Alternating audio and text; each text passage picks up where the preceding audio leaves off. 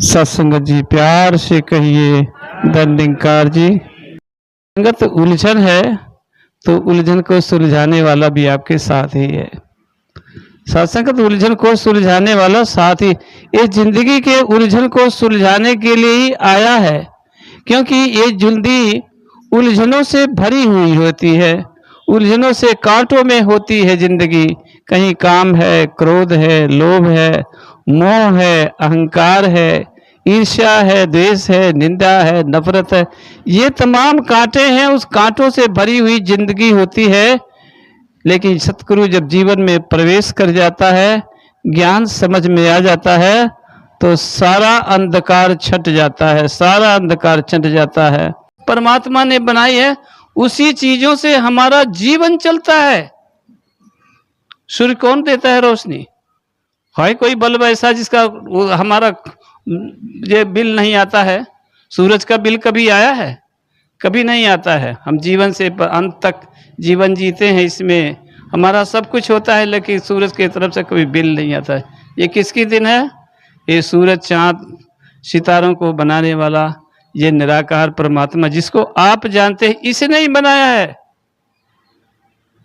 सारा कुछ इसने दिया। हमारा जीवन है तो इससे ही चलता है, इसके बिना हमारा जीवन नहीं है।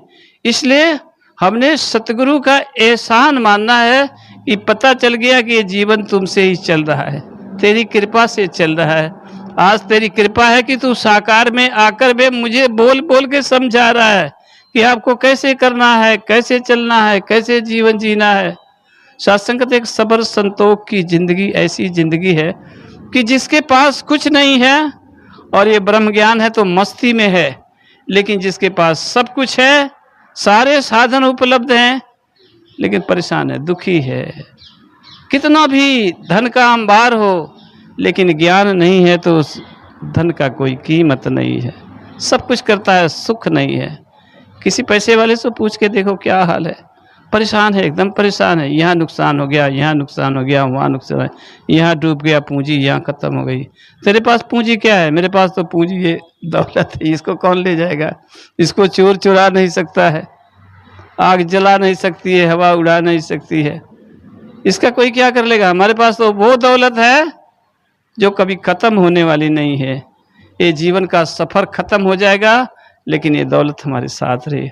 अब सत्संगत, ये मानव जीवन का मकसद क्या है? ये मानव जीवन मिला तो इसका उद्देश्य क्या है? इसका एक ही उद्देश्य है कि 84 लाख जन्मों के बाद ये मौका मिला है आपको इस प्रभु को जानने का। किसी गाय की जोनी में, किसी बैल की जोनी में, किसी पौधे की जोनी में, किसी पेड़ की जोनी में, या फिर और जितने भी 83,09,999 हैं, इन योनियों में हम परमात्मा को नहीं जान सकते हैं, क्योंकि वो योनियां भोग योनि है। लेकिन जिस योनि में आप सभी बैठे हैं, एक कर्म योनि है। कर्म करके इस आत्मा को ठिकाने लगाया जा सकता है। आत्मा निज घर में चली जाएगी। कहाँ इसका घर है?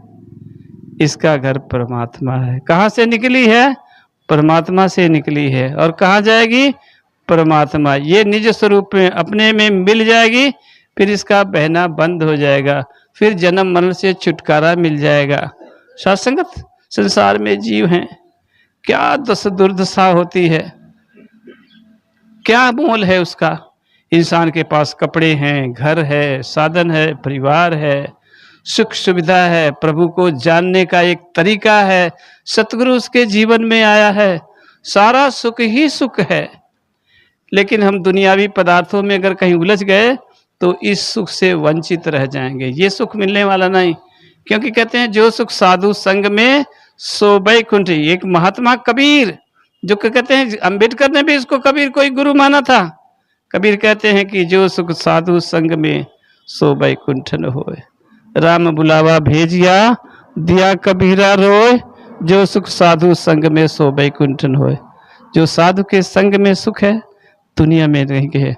और कृपा करो साथ संगत, ये साधु की संगत मिलती रहे और हम आनंद लेते रहे, जीवन का आनंद लेते रहे। और इसका शुक्राना किया, शुक्र है तेरा, शुक्र है, शुक्र किए दा तू मालिक का, शुक्राना ही भक्ति है, शुक्राना है। साथ संगत शुक्र करते चले जाए और इसी तरह से मिल बैठ करके सेवा सत्संग सिमरन करते हुए अंतिम तोड़ भी इन्हीं चरणों में निभे। यही अरदास, यही प्रार्थना, दास इन्हीं वचनों से आपसे आशीर्वाद लेगा। सत्संग जी प्यार से कहिए धन्यवाद।